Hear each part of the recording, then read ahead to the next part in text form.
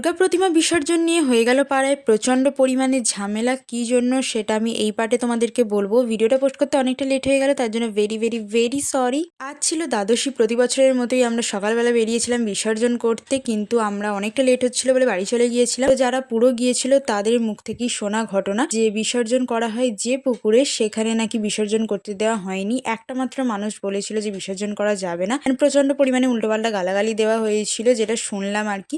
তো আমাদের প্রতিমা ফিরে নিয়ে পাড়ায় চলে আসা হয়েছিল, তাই রাস্তা এরকম করে বন্ধ করে দেওয়া হয়েছিল যে কোনো গাড়ি ঘোড়া যেতে দেওয়া হবে না যতক্ষণ না আমাদের প্রতিমা বিসর্জন হচ্ছে আর সেই মানুষটা ক্ষমা চাইছে।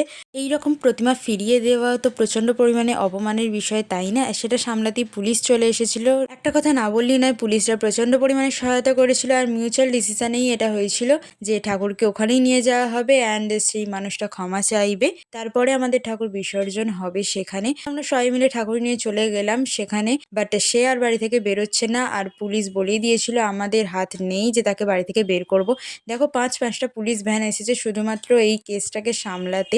যেহেতু যখন ঘটনাটা ঘটেছিল আমি সেখানে ছিলাম না, তো যা কানে শুনলাম তাই তোমাদের সাথে শেয়ার করলাম। আমার মতে যখন ঠাকুর বিসর্জন করতে দেওয়ার ইচ্ছেই ছিল না, তো সেটা আগে বলা উচিত ছিল। ঠাকুর নিয়ে যাওয়ার পরে বলা একদমই উচিত হয়নি তাদের। তাহলে হয়তো এত বড় ঝামেলাও হতো না আর অন্য কোথাও বিসর্জনের ব্যবস্থাও হয়ে যেত। আমার মনে হয় পুরো পশ্চিমবঙ্গের মধ্যে এরকম বিষয় নিয়ে ঝামেলা এখনো পর্যন্ত কোথাও হয়নি। আমার ঠিক জানা নেই, তোমাদের যদি জানা থাকে অবশ্যই সেটা কমেন্ট করে জানিও।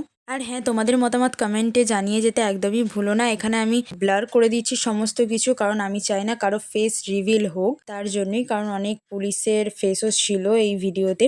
এবার সেই মানুষটা আসার পালা যার জন্য এত বড় ঝামেলাটা ঘটলো, তার জন্য আমাদের পাড়ার কিছুজন দাদাকে সামনে ডেকে নেওয়া হয়েছিল, কারণ সবাই মিলে তো আর দল বেঁধে যাওয়া যায় না, তাই না? আর সেই মানুষটা সামনে এসেছিল, তার ক্ষমা চাওয়ার ধরনটা ঠিক এই রকম ছিল যে হ্যাঁ হ্যাঁ সরি সরি, যাও যাও এখান থেকে। মানে যে যার একটা মানসিকতা, নিজে ভুল করেছে তাও এইরকম ভাবে কথা বলছে। এবার আমাদের প্রতিমাকে আমরা এতক্ষণও দাঁড় করিয়ে রাখতে পারি না, কারণ একটা ঠাকুরের অপমানের বিষয় এটা। তো তাই সবাই বললো ঠিক আছে, যা হয়েছে হয়েছে, ঠাকুরটাকে অন্তত বিসর্জন করা হোক। আমরা সকালবেলা পুরোটা বিসর্জন করতে আসিনি, আর রাতে দেখো আমাদেরকে নাইটি পরেই বিসর্জন করতে আসতে হলো। একটা জিনিসই চাওয়ার পরের বছর আবার এসো, কিন্তু এইরকম কোনো ঘটনার যেন সম্মুখীন আর না হই আমরা।